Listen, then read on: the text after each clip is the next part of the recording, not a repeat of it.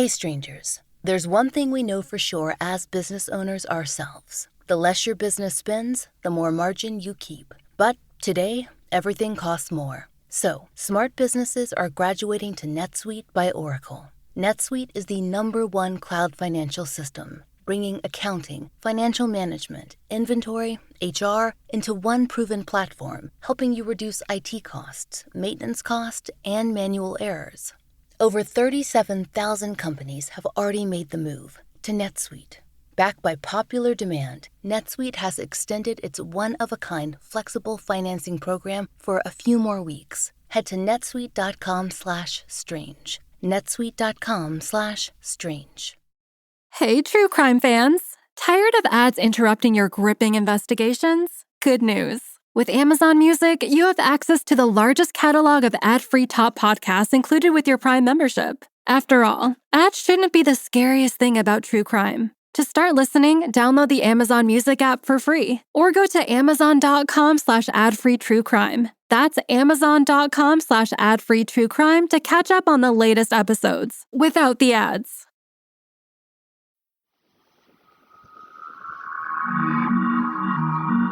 I'm Laurah Norton, and this is One Strange Thing, the show where we search the nation's news archives for stories that can't quite be explained.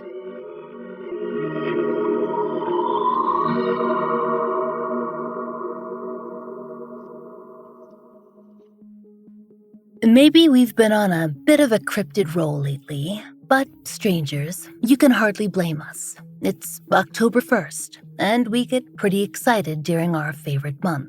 We'd say it's time for a spooky topic, but every episode is paranormal paradise around here, so really, we're going to go where our hearts take us. And that is to the Mid-Atlantic region, if we want to be specific, to Pennsylvania, home to a portion of the Appalachians and to the largest Amish community in the United States. And yes, a good dose of the strange, too. There's the Lake Altoona monster, and the haunted Hillview Manor, and the particularly terrifying urban legend of a bus in Philadelphia that takes restless souls to limbo. Really, it's a place chock full of the best kind of material. But today, we're heading into the hemlock forests. If you're thinking of the poison hemlock, you know what Socrates reportedly drank, then fear not. We're not heading into that kind of green space. Although poison gardens, they were a thing, there are even some around today, like the one at Alnwick Castle in Northumberland. That is a fascinating topic, but one for another day. No, the hemlocks that we're exploring are actually a type of pine. They're the official tree of Pennsylvania, also known as white pine or eastern hemlocks. They once grew all over the Keystone State. But according to the Pennsylvania Department of Conservation and Natural Resources, both deforestation and an invasive insect have done real damage to the once plentiful pine. But once, those hemlock forests, they were full of lumberjacks. And as you learned when we told you of the hodag, where lumbermen went, so did tall tales.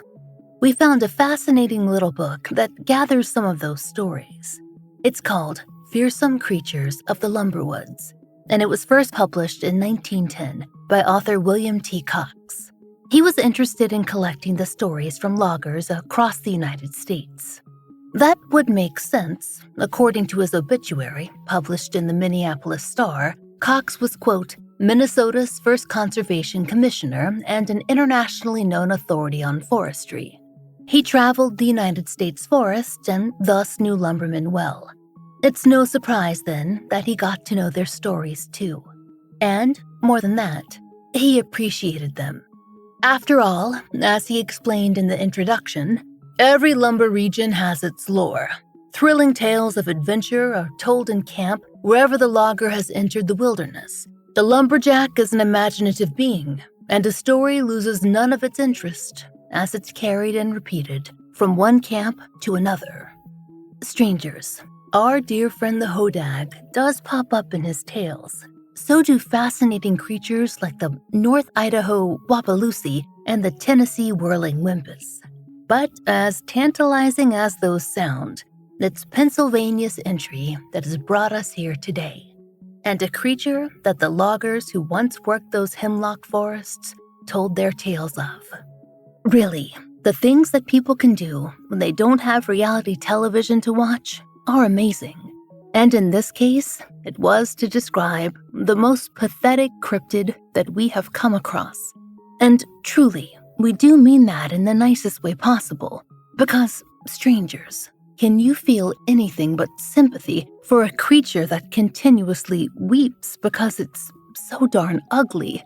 That's what we have with the mournful little Squonk. Lest you think that we are being unkind, let us give you the brief description offered up by William Cox himself, who declares the Squonk's Latin name to be Lacrimacorpus dissolvens. We'll get to what that's supposed to mean in a minute. Per Cox, the Squonk is graced with, quote, misfitting skin, which is covered with warts and moles. Other sources have described the Squonk as around 20 pounds and about 20 inches long. In various illustrations that we found, it kind of looks like a nightmare version of a French bulldog that's been crossed with a pig, which, yes, sounds a little redundant in the most respectful way possible. According to Uncharted Lancaster, the Squonk is apparently keenly aware of its baggy, saggy skin and its blemishes, for its, quote, unfortunate visage fills the Squonk with such despair that it spends its life weeping.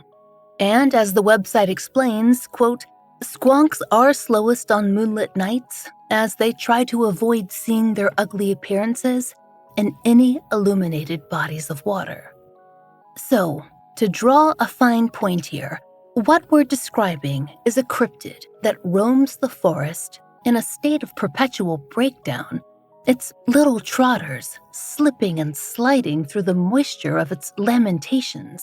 This is admittedly a pretty limited shtick for a paranormal creature, and you might be wondering why lumberjacks bothered with this in the first place, as loggers tend to like tall tales, lots of action, a big blue ox, terrible fights with fearsome creatures.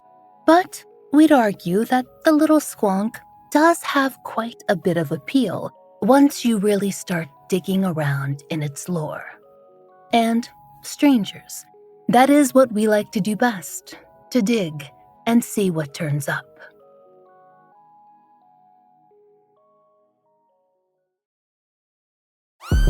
علي الحماس مع منيو بيتزا هات ماي بوكس الجديد. 4 خيارات ماي بوكس تعدلها على كيفك وزيد عليها اختيارات ما لها حدود. اطلب ماي بوكس اليوم وخليها على ذوقك. بيتزا أو ملت كله بكيفك، وطلباتك الجانبية اختر 2 أو مشروب، خياراتك ما تنتهي. هي شروطك وأحكامك اللي ترضي ذوقك. منيو بيتزا هات ماي بوكس الجديد بشروطك وأحكامك. بيتزا هات اطلب اليوم.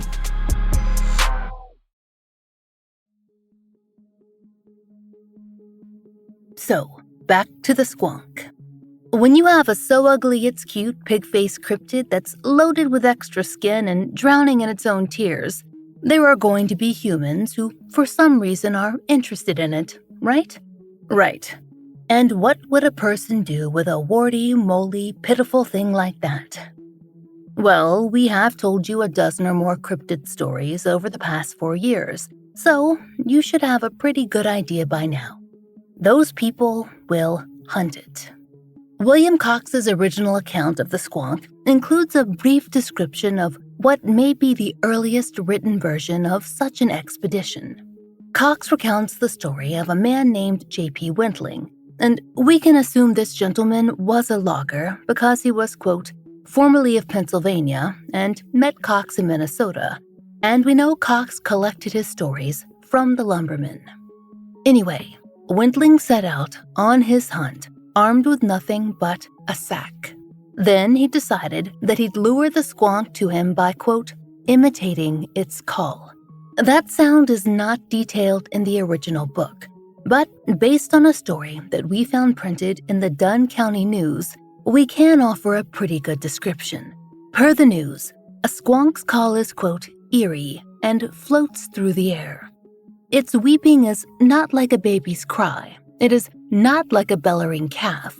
It is an unearthly sound. So this means that Whitling was, we imagine, absolutely caterwauling. It might not have even been necessary, though. According to Penn Live, quote, hunters who are good at tracking are able to follow a squonk by its tear-stained trail. Still, the hunter Whitling went for it, and it must have been effective, because, as Cox explained, a squonk was, quote, induced to hop in the sack. But when Whitling arrived home with his prize, he looked inside and found, quote, nothing but tears and bubbles. The implication there being, of course, that the squonk had simply melted away. There is a hint to that in the squonk's definitely not made-up Latin name, if you'll recall, Lacrima corpus dissolvens, which is very roughly translated into something like crying body dissolve. But what Cox doesn't tell us in this frustratingly short rendition is why our friend the squonk melted away. Was it a defense mechanism? Was it the shame of being perceived? No one likes that. Just ask TikTok. And if you're stuck in a sack, well, you have definitely been perceived. Luckily, Cox's terse telling is not the only squonk hunt on record. Plenty of other newspapers publish their own versions. After all, slow news days have always been an issue. The Province newspaper ran a Paul Bunyan story about the squonk back in 1937, actually one that involved fish. So, in this story, Bunyan was hanging out with loggers after something called the Great Garlic Shortage, surely an exciting time for all, and they'd barely gotten over that when a great fog rolled in. Per the Province, quote, during the fog, the men invented a game in which they stood in the open and called the fish who'd unwittingly swum from the water into the fog. When the fish answered the call, the men coaxed them into bags, which they carried, and the man who captured the greatest number of fish won the game. Please, do not ask us to explain the logic behind fish in bags. Anyway, one of these lumberjacks heard, quote, a cry. Why he thought that came from a fish is yet another mystery, and being that he couldn't see a thing in the fog, he just bagged whatever it was that made the sound. He was pleased with himself. Well, as anyone with a sense of plot could guess, that whatever it was a squonk, and the great fog didn't dissuade it from being even more bereft upon capture. Which actually confuses us. The entire conceit of the squonk story is that it hates to be seen, and the point of the great fog was that no one could see, so it should have been in a better mood than usual. But no, the Province wrote, when the squonk hit that sack, its tears increased tenfold. And that is what solidifies, the key features of this cryptid. Its form is not fixed. When we, as humans, have a nice day of sobbing, we become dehydrated. The squonk, however, it melts away. That's what the fog fisherman discovered when he was finally able to gaze into his sack and examine the prize. A damp puddle of nothing. Which brings up an issue. In almost every single source we found referencing squonk captures, the person involved was using a sack. This includes people who'd purposely set out to capture the cryptid. Considering that they had a pretty well-known habit of melting away, this seems like incredibly poor planning. That is actually the punchline of another story that we dug up. The Long Beach Sun published what they called Grandpa's Bedtime Story in 1932, which was really just the recounting of an alleged conversation between a grandson and his grandfather, whom they dared to call Grandpap Silas Flatbottom. Grandpap spun a tale about heading out for a squonk hunt, armed with not a gun, but a sack, no surprise, and when the inevitable cryptid disintegration portion of the story was reached, his grandson pointed out something that we find pretty insightful. Quote, if you'd put the squonk in a bottle, Grandpappy, you'd have kept him to the last drop. Wise words, grandson. And yet, every story we found ended the same way, with someone peeking into their sack, or in one notable case, basket made from the branches of a weeping willow tree, which seems even worse, to find absolutely nothing. But in 100 years' worth of stories, no one seems to learn their lesson. And maybe that's the whole point. A lesson. As a reporter from the Miner once wrote, quote, "Perhaps that's what the myth is all about. Bagging the animal that doesn't exist, only to find brightly colored bubbles that flash gaily for a moment and are gone. That and a pool of tears, like the pool that Alice wept on her quest for the white rabbit." With that statement in mind, it feels like a comment on the fleeting nature of the fantastic. A simple, if continuously moist allegory, which would be fine, we guess, but it's also kind of a one-note story for such an adorably ugly cryptid. The whole shame angle would honestly never have taken off in the 2020s, a time when we do not body shame our monsters.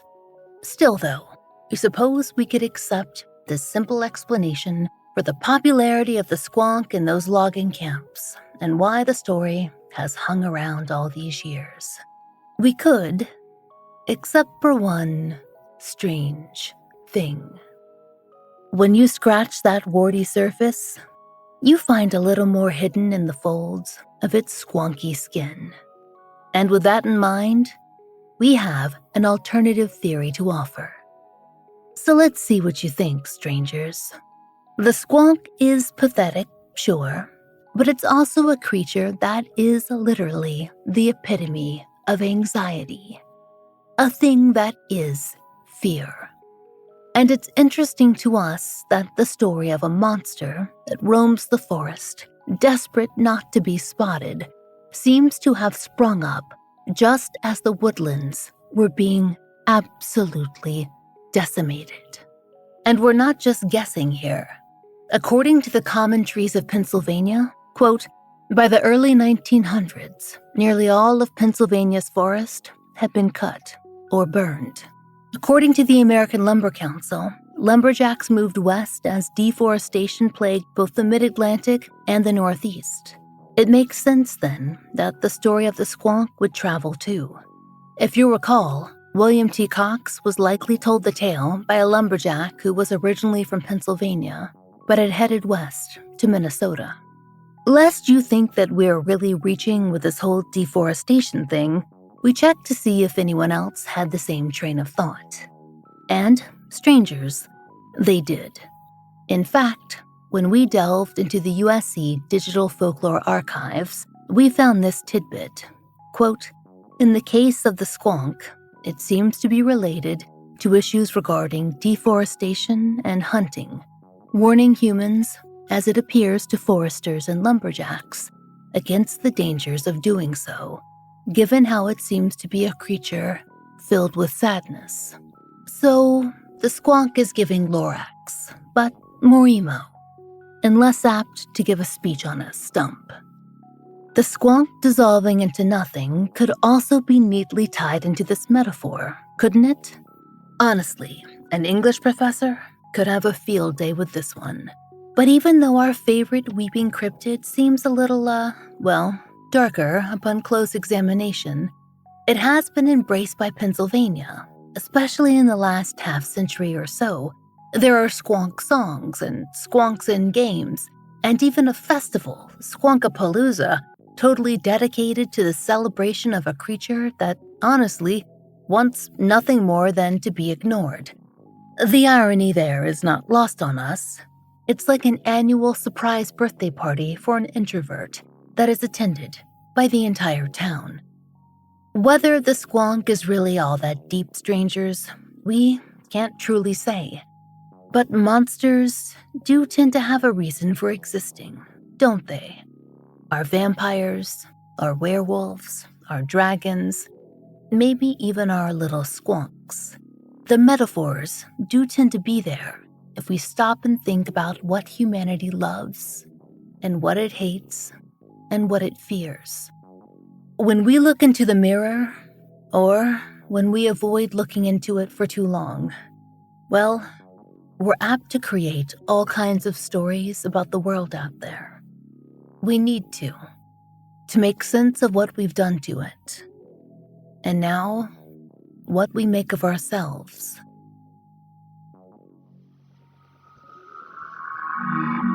We hope you'll join us next time for another real-life story from the fine print of America's local papers, from the lives of regular people just like you and me, except for one strange thing. Strangers, we've launched a Substack to tell more stories of the weird that aren't quite long enough for the podcast. 5 posts are up so far, with more on the way. Some posts are paid, some are free, but you need to be a subscriber to get them delivered right to your inbox. So, follow the link in our show notes to sign up for a lot more content. It's like a newsletter, but a lot more fun. One Strange Thing is an independent podcast. To support the show and to hear more of the entirely true and enticingly peculiar, you'll now have 3 options to enjoy 2 extra bonus episodes a month.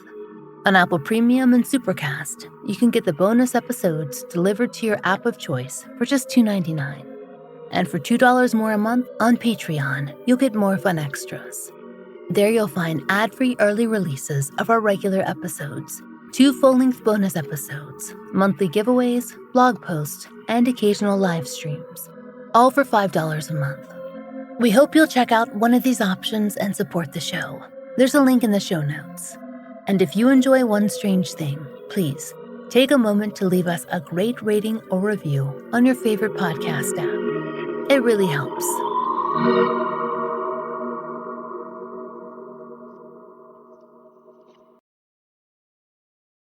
This episode is brought to you by Progressive Insurance.